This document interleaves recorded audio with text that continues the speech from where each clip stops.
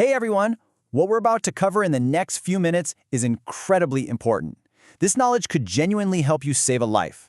We're talking about naloxone, the medication that can reverse an opioid overdose, and we're going to break down exactly how it works and what you absolutely need to know.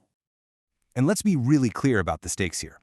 When someone overdoses on opioids, the situation becomes critical, fast. We're not talking about hours. We are literally talking about minutes before it's too late. But what if there was a way to stop that clock? What if a simple action, something anyone can do, could pull someone back from the brink in less than a minute? Well, there is. Okay, so first things first. Before you can help, you have to know what you're looking for. Recognizing the signs of an overdose is absolutely the critical first step. So what's the real killer here? It comes down to one thing: breathing. The single most dangerous effect of an opioid overdose is that it tells the brain to stop that most basic fundamental function. It's called respiratory depression, and it's what makes an overdose fatal. Now, to make this super easy to remember, especially in a stressful moment, just think UOPS. U, are they unresponsive? Can you wake them up? O, check their pupils. Are they tiny, like the point of a pin? P, look at their skin. Is it pale, cold, or clammy? Maybe their lips or fingernails are turning bluish. And S, the most important one. Is their breathing slow, very shallow, or has it stopped completely? If you see these signs, you gotta act. All right, so now that we know the problem, let's talk about the hero of our story. For this very specific emergency, we have an incredibly effective tool, a true rescue medication. And its name is naloxone. You might have heard it called Narcan. It's a medication with one job, and one job only, to reverse the life-threatening effects of an opioid overdose. And what's so important to know is that it has absolutely zero potential for abuse. It's purely a rescue tool. So how in the world does this rescue actually happen? This is where it gets really fascinating. Let's dive into the science of what's going on inside the brain. Naloxone is what's called an opioid antagonist. Now that sounds complicated, but it's not. Just picture the brain having all these little docking stations or receptors. Opioids park in those spots and cause the overdose. An antagonist is something that can get into that same spot, but it does something completely different. The best way to think about it is like this. When you give someone Narcan, it rushes to those docking stations in the brain.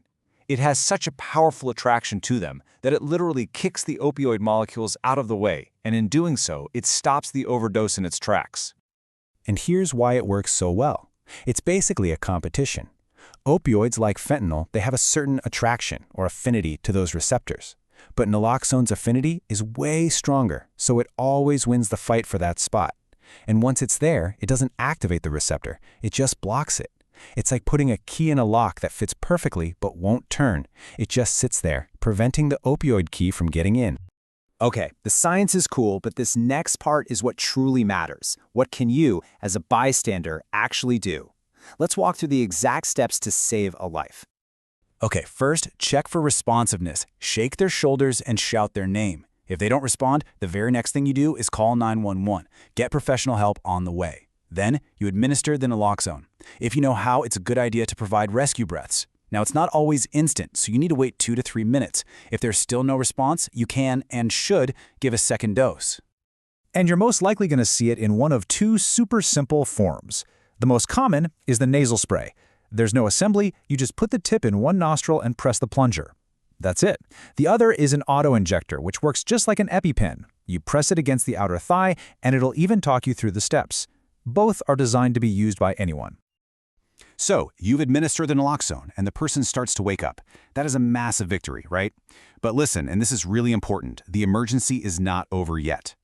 Because naloxone works by ripping the opioids off those brain receptors so suddenly, it throws the person into immediate and pretty severe withdrawal. They're likely going to wake up feeling incredibly sick. They might be confused, agitated, maybe even aggressive. You have to be prepared for that. And this right here, this timeline, illustrates the single biggest danger after that initial rescue. See, naloxone works fast, but it also wears off pretty quickly, usually in 30 to 90 minutes. The problem? The opioids that caused the overdose in the first place can last in the body for much, much longer. So what does that mean? It means when the naloxone wears off, those opioids that are still floating around can jump right back onto the receptors and the person can slip right back into an overdose.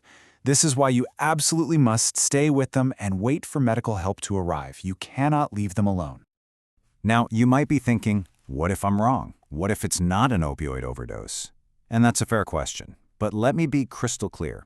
If you suspect an overdose, it is always safe to give naloxone. If they haven't taken opioids, it will do no harm. But if they have, you will save their life. When in doubt, act.